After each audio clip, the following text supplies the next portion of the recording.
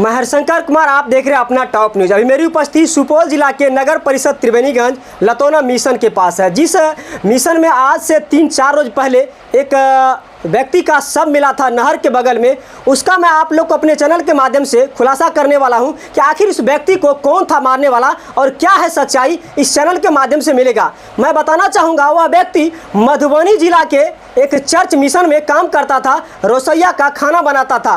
कई चर्च में वह काम कर चुका था और उस व्यक्ति का परिवार से कोई संबंध 25 वर्ष से नहीं था। उसका एक बेटा है 21 वर्ष का, उससे भी कोई ताल्लुकात नहीं था और उसका जन्मभूमि लतौना मिशन है। और लतौना मिशन जब किसी भी चर्च में उसका छुट्टी होता था तो यहाँ पे आते थे। वह 5 भाइयारी का मतलब एक भाई था जिसको सब मिला आपको नहर के पास। उनका एक होमगार्ड भाई है, उनसे भी मैं आप लोग को बताने का प्रयास करूंगा आखिर इसके मौत का पीछे होता क्या है कि उस व्यक्ति को खत्म कर दिया जाता है। क्या नाम हुआ आपका? मेरा नाम हुआ सेबेस्टियन एंथोनी। हम होमगार्ड के सिपाही हैं। अभी ड्यूटी है राघोपुर गणपतगंज फाड़ी में। तो शनिवार के 8 बजे कोई समाज लोग के द्वारा फ़ोन गया मेरे पास में कि आपका भाई के रमेजियो का शव नहर में मिला है। हमको ये भी नहीं पता कि रमेजियो मधुबनी चर्च में फादर सिस्टर को खाना बनाते थे और कब आए लतौना मिशन, घर आए नहीं आए हमको जानकारी नहीं था। हमको शनिवार के 8 बजे हमको जानकारी मिला कि आपका चचेरा भाई का शव जो है सिपाही साहब फलना जगह मिला। अब तो सर आने के बाद यहाँ डेड बॉडी पोस्टमार्टम के लिए भेजा गया, जो सरकारी कानून कार्रवाई है। तो हम चौकीदार से पूछे भैया क्या कानून कार्रवाई हुआ, देखिए तो कितना सज्जन व्यक्ति है। तो पूरा समाज, पूरा त्रिवेणीगंज जो भी सुना वो छक्का पक्का रह गया कि इस बच्चे को इतना मासूम, किसी से कोई मतलब नहीं, 2 गालियों कोई दे दे, कुछ कह भी दे तो हंस के टाल देता था। कोई उसके दिल में एक कालापन नहीं था। किसको क्या बिगाड़ा, किस पे हम लोग सर अनजान है, किस पे क्या बिगाड़ा, कैसे क्या कर दिया उनको, पूरा समाज हम लोग पूरा। सर जैसे ही ग्रामीण आपको खबर किया, आप आए, आपके आने के पहले ही वह पोस्टमार्टम में लाश चला गया? नहीं, लाश पोस्टमार्टम और हम गए और एम्बुलेंस आया। एम्बुलेंस आया तो सब मिलके जो है एम्बुलेंस पर चढ़ाना शुरू किया। तो अब हम तो यानी कि चिंतित, बहुत चिंतित हो गए कि मेरा ये क्या हो गया। हम समझ नहीं पाए कि चला इतना सज्जन आदमी बेचारा, इनको कैसे क्या कर। आने के बाद अपने परिवार में पता किए कि वह कहाँ गया था, उसके साथ क्या हुआ? ये परिजनों कह रहा है कि शुक्रवार को 7 बजे सुबह इधर रेलवे है बन रहा है, उस पर घूम टहल रहा था। तो रेलवे पे घूम टहलने के बाद 7 बजे से ये रात के 10:30-11 बजे तक वो रिटर्न नहीं हुआ। तो सब परिवार में कहा कि भाई हो सकता है जरेला चल गया, मर मेहमानी। अब कल तो उसको सुबह में मॉर्निंग में निकलना है शनिवार। लेकिन पेपर में कहना है कि जो व्यक्ति आपका भतीजा या चाचा लगेगा, जो भाई है वो मरा है, मृतक का जो शव मिला है नहर में, वह व्यक्ति शाम को 5 बजे अपना सेविंग करवाने के लिए त्रिवेणीगंज मार्केट जा रहे थे। सर हमको तो ऐसा ही सुनने में आया कि सुबह मॉर्निंग में टहल रहे थे और वहाँ से जो है रिटर्निंग घर नहीं आए और उधरे से उधरे मार्केट चल गए। शायद दाढ़ी उड़ी जो भी लेना था मार्केटिंग लिया, क्या लिया भगवान जाने सर, क्योंकि हम यहाँ थे न।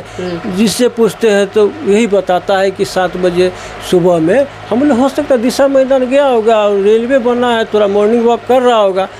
तो ये लोग कह रहा है कि तब से जो है चचा वो अबे नहीं किया। अच्छा, उसका शादी कब हुआ था सर? इनका 25 साल पहले इसका शादी हुआ था। उसमें कितने बच्चे हैं उसको? एक बेटा था और टीबी पेशेंट होने के कारण पत्नी छोड़ दिया, दूसरा शादी कर लिया। तो कोई मतलब नहीं था किसी मतलब से। उस बेटा से भी कोई मतलब नहीं था? बेटा भी कभी कदा लाते थे पापा से, पापा को भी वो नहीं पहचानता था। पापा कहता था कि बेटा मेरे पास रहो, कुछ कमा, तू कुछ हम कमाते हैं, एक घर बना लेते हैं, तुमको शादी विवाह। कितने भाई थे वो?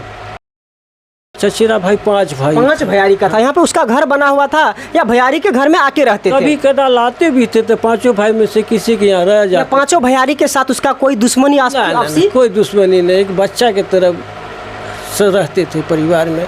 कोई से कोई दुश्मनी, उनको सब चाहते थे, कोई दुश्मनी नहीं। ये होमगार्ड चाचा है जो अपने भाई के बारे में बताए, लेकिन मैं बताना चाहूँगा इस घर में एक भतीजा जो है, उस भतीजा से हम पूछेंगे आखिर उस चाचा के साथ क्या हुआ। आपका चाचा शुक्रवार को 2 दिन पहले घर आता है? जी सर। शुक्रवार को वह मार्केट जाता है। जैसे हम लोग को पता चला कि वो सेविंग करवाने के लिए मार्केट गए थे, वह लौट के नहीं आए और अगला दिन शनिवार को उसका शव नहर में पाया जाता है। ये कहाँ सच्चाई है बताइए?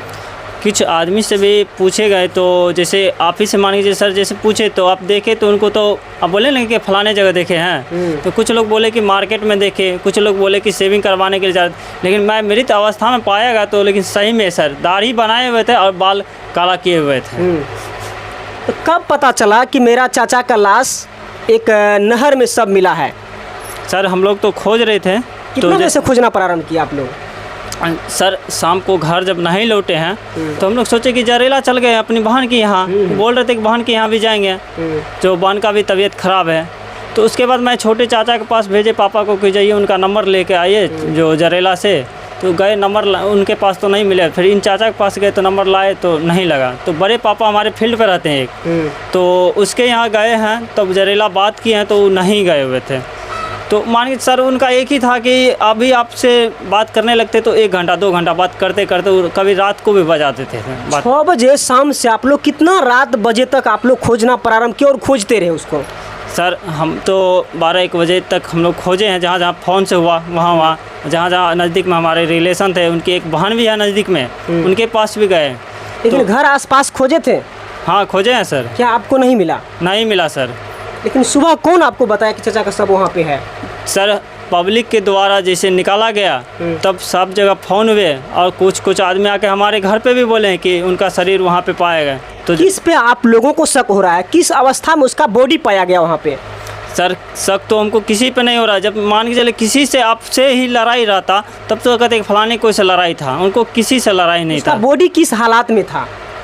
चोट का निशान भी था उसके बॉडी पे? ये चीज़ नहीं हम सर देखे चोट का निशान। या उसका हाथ हुत या पैर बांधा हुआ था क्या? नहीं ये चीज़ नहीं था। क्या लगता है आपको कि आपके चाचा का कौन दुश्मन? इतना ही हम सर गौर कर रहे हैं एक बात की कि जब उन्होंने डूब के मरता तो पानी पुरकस पिया हुआ रहता। पानी भी नहर में नहीं था उतना पानी भी नहर में नहीं था।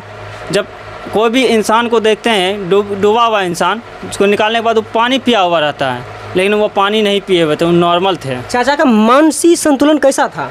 बिल्कुल सही था। जब मानसिक उसका गड़बड़ रहता सर तो मिशन में खाना नहीं बनाते हैं, सोसाइटी एक मिशन का है तो उसमें नहीं रहते तब। अच्छा आप लोग आवेदन क्यों नहीं दिए थाना में?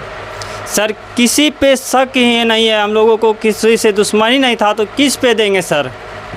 उसका मोबाइल कहाँ था? मोबाइल उनका घर पे था सर। घर पे था। उस मोबाइल पे आप लोग आवेदन देते, छानबीन होता तो उस मोबाइल से तो कुछ सुराग मिलता। ऐसा व्यक्ति हो सकता है कि अपना मोबाइल घर में छोड़ देगा और चला जाएगा? होता है ना सर, हम लोग भी कभी मोबाइल छोड़ के चले जाते हैं ना कहीं। ये आप लोग को मैं बता दूं, इसका भतीजा था जिस व्यक्ति का शव आपको मिशन नहर के बगल मिलता है, और उसका एक भाई था जो होमगार्ड का ड्यूटी कर रहा था। इन परिवार के बारे में आप लोग सुन चुके कि इस परिवार ने क्या बयान दिया कि एक चाचा के बारे में, एक भाई के बारे में, आखिर उसका दुश्मनी किससे होता था। ये सवाल आप लोगों पे मैं छोड़ के जाता हूँ, और इस चैनल के माध्यम से अगर आप लोग देख रहे हैं तो कॉमेंट करके बताने का प्रयास करेंगे इसमें किसका हाथ हो सकता है। बिना बेवजह, बिना कोई दुश्मनी से अच्छी उस व्यक्ति सब मिल कैसे सकता है। अपना टॉप न्यूज़ के माध्यम से यह मेरा प्रयास आप लोगों को कैसा लगा, मिलूंगा अगले वीडियो में। तब तक के लिए जय हिंद जय।